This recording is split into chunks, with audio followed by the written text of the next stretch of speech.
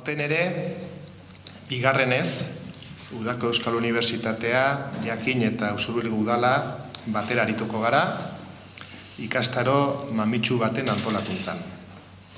Hitzarmen egonkorra dugu hiruren artean, eta iazko esperientzia bikainaren ondotik, ilusioz heldu diogu aurtengo ekitaldiari. Utopia, 78/18, iruditeria berrien bila du izenburua aurtengoak. Izenburu iradokitzailea biztanda. Atsegin zaigu Usurbil eta Utopia batera agertzea. Usurbil, Utopiaren plaza, Usurbil, Utopiaz dihardutenen topaleku. Atzoko eta batez ere gaurko ametsez, desioez, idealez, aritzeko prest eta irrikatan gaude. Posible ote diren jakin gabe. Grina iradokitzen digu utopiak, eta egonezina du berezko. Usurbildarrok aurten ere herria eta hitzordua eskaini nahi dizkizuegu. Hitzordua, zita, uztailaren 12 eta 13. Eta hitzordua, halaber, Usurbil hitzaren, gogoetaren eta solasaldi pausatuaren parada izatea nahi dugulako. Horra, hasi orduko kontrasana. Utopia berez egonezina dela esan, eta guk patxadaz egoteko aukera eskaini. Akaso, kontrasana ere badu berez utopiak. Egonaldi horretan, ikastaroaren programarekin batera, harria hitz bisita gidatua ere eskainiko zaio nahi duenari, uztailaren 12. Ibilaldi hori, Usurbilgo herrigunean egiten da, eta 1960ko hamarkadako kultur estanda islatzen du, kaleko artelanen bidez. Usurbilek euskal kultura garaikidearen susperraldian jokatutako papera ezagutaraztea du helburu. Horrez gain, txokoaldeko txalaparta txokoa ezagutzeko aukera ere izango da, Oreka Teixa taldeko txalapartariek erabiltzen duten sorkuntza espazioa. Afalostean, uztailaren 12, Mikel Aua plazan musika emanaldia ere izango dugu. Eta gainera, aurten badegu nobedade bat, saio osagarri antolatu da ekainean Usurbilgo gazteekin aitzin saio moduan. Izenburua, euskaltzaletasuna eta feminismoa bidaikidetza bat utopiara. Saio horren bitartez, herrikoak, gazteak, UEU Jakin komunitatera erakarri nahi izan ditugu eta ekitaldion honen zainak bertakotu Usurbilдар du, bide batez. Beraz, gonbidatuta zaudete guztiok, beso zabalik eta hankak airean, edukiko baituzu ezain, hitz eta amets egiteko prest. Oso pozik gaudela, igaz hasitako bideari jarraipena emango diogulako, aurreikusita zegoen moduan, epe luzeko proiektua zelako, baina aldi berean emandako frutuen gatik ere, nolabait indar bermituta. Igazko ekitaldia oso arrakastatsua izan zen, eta nik uste gure erakundeentzat ere oso aberasgarria. Eta, aurtengoarekin ere, espero dezagun berdin izatea. Udako ikastaroak, ekainaren 21 hasiko dira euskara batuaren inguruan jardunaldi batekin, eta, esan behar da, Jakinekin batera, Jakinek azken zenbakian justu gai hori jorratu du, eta gai horrek ere 50 zenbakiaren bueltan dator. Eta bukaera, esan bezala, Jakin jardunaldia izango da, Usurbilen, eta 50 zenbakiaren bueltan, baina utopia inguruan. Gure euskara batuarena ere igual izan zen utopia baten garapena. Gure ikastaroak elkarrekin leloa daukate, eta hau adibide paradigmatikoa da. Elkarrekin, norbera elkarrik ezin duena egin, elkarrekin adere urrutuago eta hobeto iristeko aukera ematen digu. Nik besterik eskerrak eman Usurbilgo udalari, egiten duen lan horri, gutxitan ikusten da eta nik uste oso azpimarragarria dela, eta eskerrak jakini gurekin egindako ibilbidearengatik eta jarraitako konfiantzarengatik. Egunon, nik lehenik eta behin eskerrik asko, noski Usurbilgo udalari eta Xabier Arregiri eta Iñaki Alegarriari ere bai, guren izenean, jakinentzako, esango dugu ekosistema natural badelako elkarrekin lan egitea, eta Iñakik esan duen bezala, banaka ezingo genukeena elkarrekin egin dezakegu, ezta? Esplikatuko dizuet zergatik aukeratu dugun gai hau eta zer ikusten diogun duela azpian edo nondik nora nahi dugun tratatu. Utopia 2018 iruditeria berrien bila. Ikusiko duzuen bezala izenburuan bertan nolabait bi ideia nolabait aurrez aurre daude, ezta utopia bat garai bateko edo izan zena, gaur egun ere badira utopiak, eta iruditeria berrien bila horrek gehiago iradokitzen du etorkizunean harina gaur nun kokatu nahi dugun gure burua, gure komunitatea, gure herria, hainbat esparrutan, utopia horiek identifikatu eta aurrera begiratzekoa ez.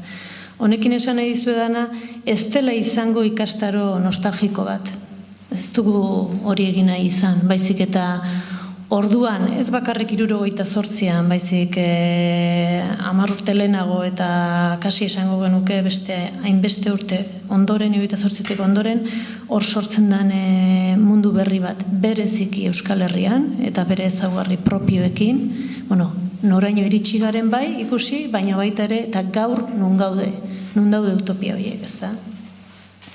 78ko udaberrian beti aipatzen da, Paris, Berlin, Praga, Mexiko, mundu mailan leku askotan gertatu ziren iraultzak eta baita Euskal Herrian ere egia da iparraldeak nolabait eragin handiago izan zuela neurri batean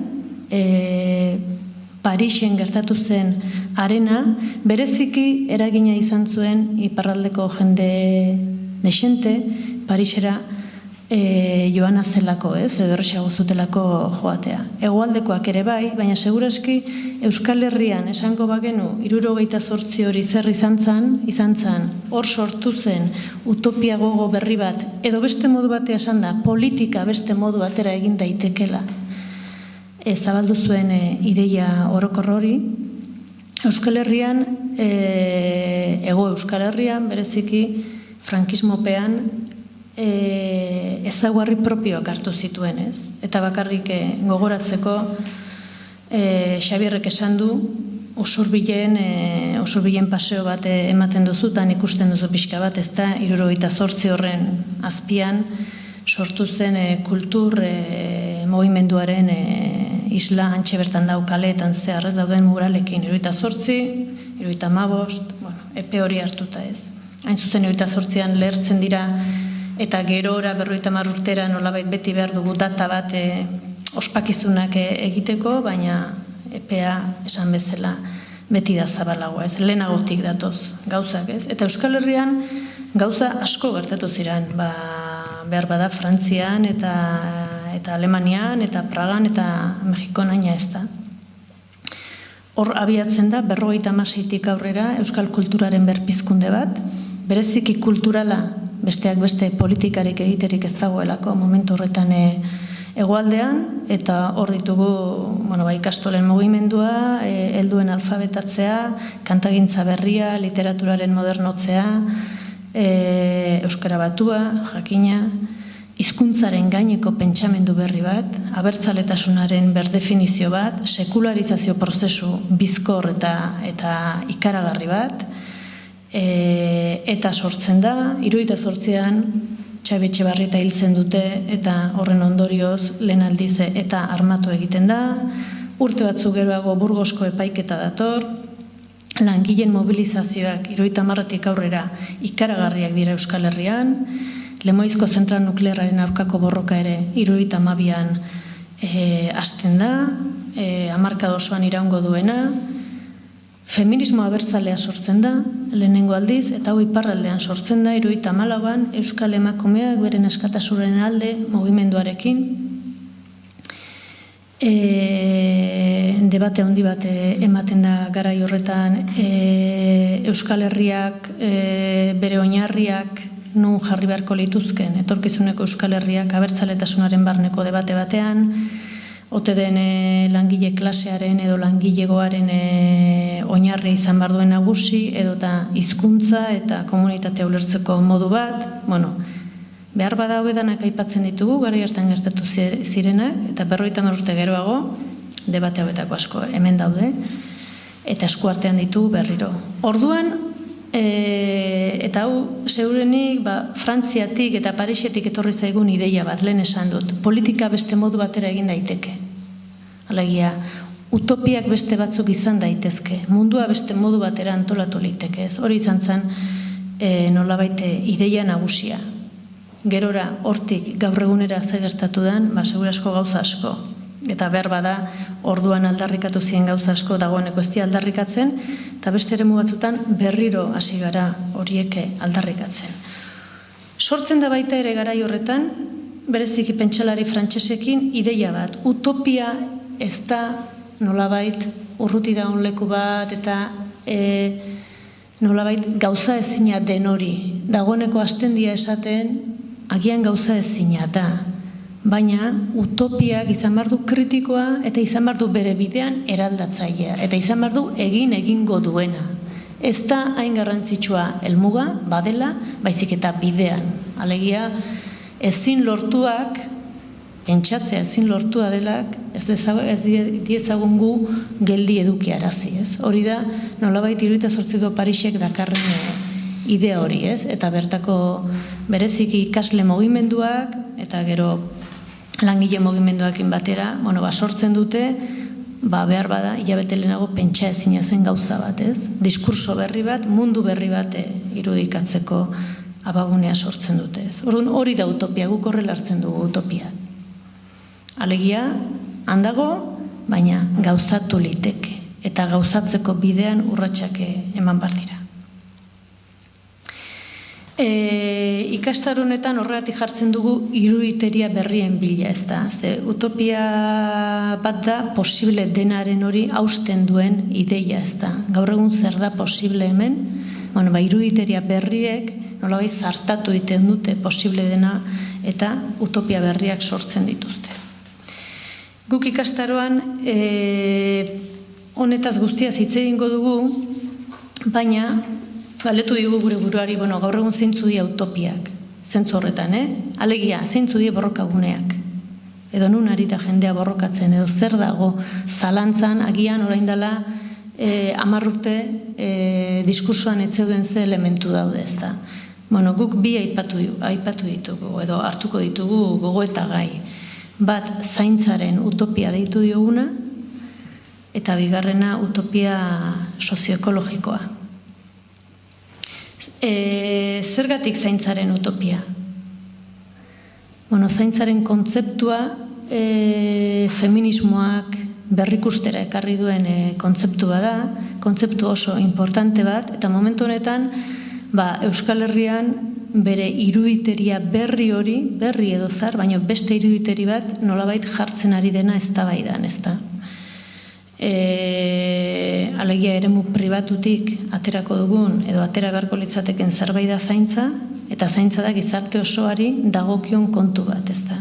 Ez bakarrik etxe barreneko zaintza baizik, zaintza gizarte bat benetan sostengagarri izango bada, ez da.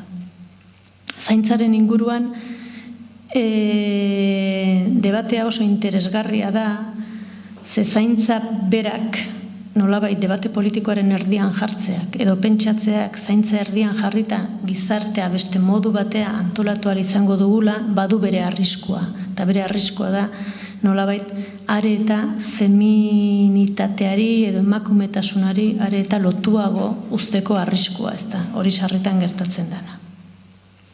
Eta bigarren utopia, ekosoziala edo deitu duguna, ez da berria ekologiaren ideia edo utopia, hain zuzen indar betez 78 inguruan sortzen da ekologiaren ideia, baita Euskal Herrian ere, ez da bereziki Lemoizko borroka guzti horrekin. Ez ordura arte, seguraski etzeon alako ekologiarekiko kontzientzia bat, ez? Eta beste Europako beste herrialdetan ere ez. Hor sortzen da, ez da?